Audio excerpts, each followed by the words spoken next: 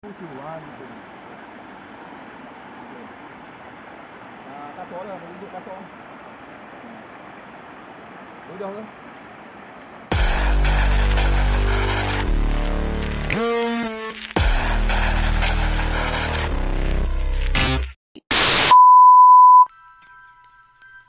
Bismillahirrahmanirrahim. Okey guys, Assalamualaikum warahmatullahi wabarakatuh. Allahumma salli ala Muhammad wa ala ali Muhammad. Bagaimana guys? Sudah upgrade your syahadah? Okey, sebelum kita teruskan dengan cerita yang seterusnya, saya nak mencelah lagi ni, ambil peluang sikit. Di sini saya ingin infokan bahawa ada sahabat saya, anggota polis yang masih lagi muda, berumur 24 tahun macam tu.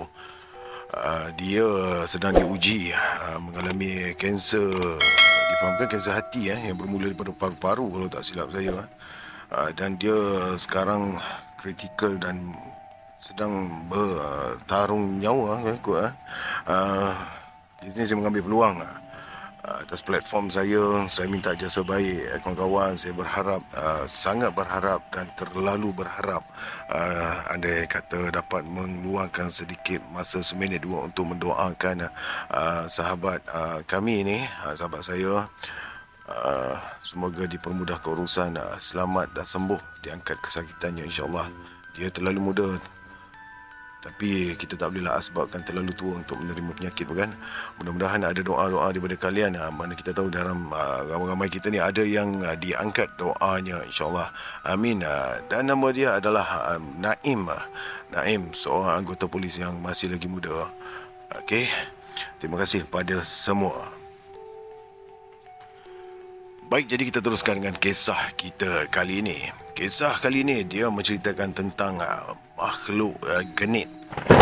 Genit Cerita ini disampaikan oleh seorang wanita yang bernama Irma. Kisah seram ini bermula pada awal tahun lepas. Semasa itu saya dan 4 lagi housemate merupakan final semester students. Memandangkan kami hanya berlima, maka kami membuat keputusan untuk menyewa rumah teres setingkat. Pada hari pertama masuk ke rumah itu, saya terkejut apabila melihat ceiling sangat tinggi, hampir sama dengan rumah double story. Pakcik saya berkata bahawa benda halus suka duduk di antara bumbung yang tinggi dan lantai. Masalahnya, duit rumah sewa untuk 1 semester telah pun bertukar tangan. Maka saya reda sajalah untuk duduk di situ untuk beberapa bulan. Setiap hujung minggu, 2 orang housemate kami, iaitu yang lain kos, akan selalu pulang ke rumah. Jadi tak tahulah masalah homesick ke apa. Jadi di sini Irma dia bagi tahu bahawa setiap hujung minggu 2 orang kawan dia akan balik ke rumah lah. So jadi diorang ni tak ada ramai lah tinggal dekat rumah tu. Okey. Jadi tinggallah kami bertiga, yang same course lah, sama course. Satu malam kami study sama-sama di meja makan dekat hall. Okey, sekarang ni Irma dia suka study di kawasan hall lah. Mana beramai-ramai okey lah kan. Kadang-kadang lelaki kalau ramai-ramai dia jadi mengarut lah. Dia bukan nak study sangat pun. Jangan ingat orang lelaki tak suka membawang. Alamak, pecah rahsia. Okey, teruskan lagi. Saya menghadap ke pintu dapur. Okey, Irma menghadap ke pintu dapur, manakala mereka berdua menghadap pintu utama rumah. Okey, bertentanglah mereka ni. Sedang-sedang asyik kami mengira, tiba-tiba kami terdengar bunyi yang sangat kuat dari arah pintu dapur yang menghala ke ruang mesin basuh. Jadi masa tu memang mata saya pun dah membulat menatap pintu.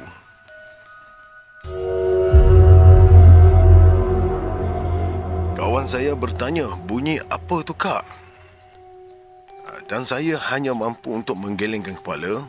Tapi hakikatnya saya sedar dan tahu bahawa rangka katil besi yang tersandar secara sending ada orang panggil disandarkan secara menyengit kan, di ruang mesin basuh itu telah menghempap mesin basuh.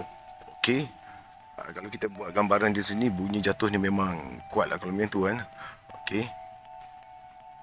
Dan mereka mengajak saya untuk pergi melihat. Bukan mencemas lagi muka diorang ni semua. Lalu perlahan-lahan kami berjalan ke dapur. Disebabkan saya ni kononnya yang paling kakak lah kan. Jadi sayalah yang berada paling hadapan. Sempat lagi tangan saya mencapai pisau kiwi yang baru saja dibeli di Tesco petang semalam tu. Siapa tu? Saya buat-buat berani nak tanya. Dalam hati ni, kenapalah asyik aku saja, asyik aku saja yang terpaksa perlu memberanikan diri. Padahal hakikatnya, aku pun takut. Jadi mereka berdua hanya mengekori saya dari belakang. Semasa saya nak buka pintu, saya pejamkan mata sambil baca Ayatul Kursi kuat-kuat. Bagi pada yang bukan Muslim, yang non-Muslim, Ayatul Kursi ni antara doa, orang kata ayat-ayat bagi kami yang memang antara yang kuat lah dan digeruni, insyaAllah. Tapi kena baca betul lah. Jangan wasi'ah kursi sebutannya tak betul lah, jadi lain makna dia. Sebab dia masih still lagi kami menggunakan adalah ayat Al-Quran masih menggunakan bahasa Arab. Dia tak ada nak tukar-tukar bagi ayat Turki ke apa. Tak ada. Okey, kita teruskan. Ketika saya pejamkan mata sambil membaca Ayatul Kursi secara kuat, saya memang tak nampak apa-apa. Okey. Kawan-kawan saya di belakang ternampak makhluk genit, tetapi ianya cukup mengerikan, tertenggek elok di atas alang rangka katil itu. Lantas mereka tariklah tangan saya lalu menutup pintu. Saya terduduk atas bungkusan sabun serbuk. Alhamdulillah tak ada masalah peranakan jatuh. Akak, kita orang nampak, Kak. Akak nampak tak? Apa kita nak buat ni? Aku yang tadi sememangnya memang pejam mata, pejam mata. Jadi memang jadi bingung kejap lah. Korang nampak apa? Bawa mengucap. Baca bismillah banyak-banyak. Jangan lupa Ayatul Kursi. Segera aku menyuruh mereka ambil wudu dan terus baca Yasin. Bila teringat balik, nasib baik bukan aku yang nampak. Semasa kami membaca Yasin, rumah kami tiba-tiba menjadi panas. Kamu pergi buka tingkap. Saya mengarahkan mereka untuk membuka ke semua tingkap. Kemudian kami terus lagi membaca. Tiba-tiba, pintu rumah kami seperti dicakar-cakar berulang kali. Besi grill diketuk-ketuk.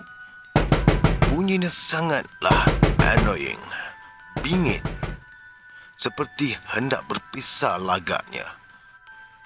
Selesai membaca Yasin, kami pagarkan rumah. Okey, jadi dekat sini ni, saya keliru sikit. Irma dengan kawan-kawan ni pandai pagarkan rumah. Okey, dia macam tergantung sikit. Tapi kalau difahamkan, disebut kami pagarkan rumah ni, kita faham maksudnya memagari memagari rumah tu daripada gangguan-gangguan setan iblis ni lah.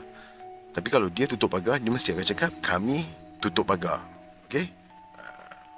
Okey, yang tadi tu. Okey, Irma hebat lah ya. Kemudian bunyi yang bising tadi pun hilang. Keesokan harinya, selepas solat subuh, aku cuba-cubalah nak lihat pintu di hadapan. Obvious sungguh kesan cakaran 3 kuku yang terpampang di pintu itu.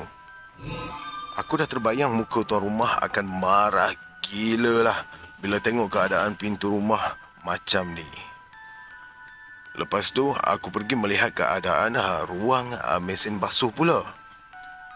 Besi katil yang menghempap mesin basuh itu kembali terletak pada kedudukan asalnya. Lama juga aku berfikir, mungkin mereka marah sebab kami masuk rumah tu yang telah ditinggalkan lebih 3 hari sebelum kami masuk tanpa meminta izin. Mungkin jugalah dia nak try untuk nak orientasi kami. Orientasi Selepas kejadian itu, kami tidak sekalipun meninggalkan rumah itu kosong lebih dari 3 hari. Kalau mau pulang ke kampung pun, kami akan bergilir-gilir sampai hujung Sam. Okey, itu dia kisah yang disampaikan oleh Irma. Okey, dia cerita dia pagarkan rumah. Ini bukan cerita pagar ruyung ke apa. Dia pagarkan rumah, bukan tutup pagar. Lepas tu, seperti yang kita ketahui, kalau rumah lebih daripada 3 hari berturut-turut tanpa ada orang, itu yang dikatakan lah kan. Jadi, diorang makhluk-makhluk alam sebelah ni akan cuba check in lah.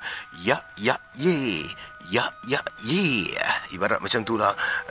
This is empty guys, empty, let's enjoy. Bermulalah disco-disco, tarian-tarian semua kat dalam tu. Kita tak tahulah. Tapi kalau yang kita faham sebenarnya, kalau lebih 3 hari macam tu dah memang ada, orang kata, memberi harapan lah, walaupun tak besar sikit untuk mereka intai-intai untuk menginap. Itu yang terjadi banyak kes semasa PKP. Bila dah buka PKP, dah selesai PKP sekian, banyak kita dengar kisah-kisah hotel. Mungkin next time nanti saya, Noah, akan cuba bercerita tentang hotel-hotel yang boleh tahan. Boleh tahan dia punya kisah dia. Alhamdulillah, Kat. Alhamdulillah. Terima kasih kerana sudi mendengar dari mula sampai habis kisah yang disampaikan oleh Irma ini. Jadi kita pengajaran daripada sini, kita jangan terlalu berani dan kita jangan terlalu takut. Kita yang sedang-sedang saja. Yang sedang-sedang saja. Jangan terlalu sangat. Kalau ada apa masalah, berbaiklah. Orang kata pentingnya berbaik sesama jiran. Okey. Terima kasih kepada semua. Yang mana yang belum subscribe, jangan lupa untuk subscribe. Tekan tombol notifikasi supaya tak terlepas video-video menarik, kisah-kisah yang dikongsikan untuk paparan kita semua. Apapun, terima kasih saya ucapkan lagi sekali. Kita bertemu untuk video next. Mudah-mudahan saya boleh buat setiap hari lagi setiap hari dengan cerita-cerita yang baru. Terima kasih banyak-banyak. Saya ucapkan jangan lupa untuk upgrade syahadah. Assalamualaikum warahmatullahi wabarakatuh. Jumpa lagi.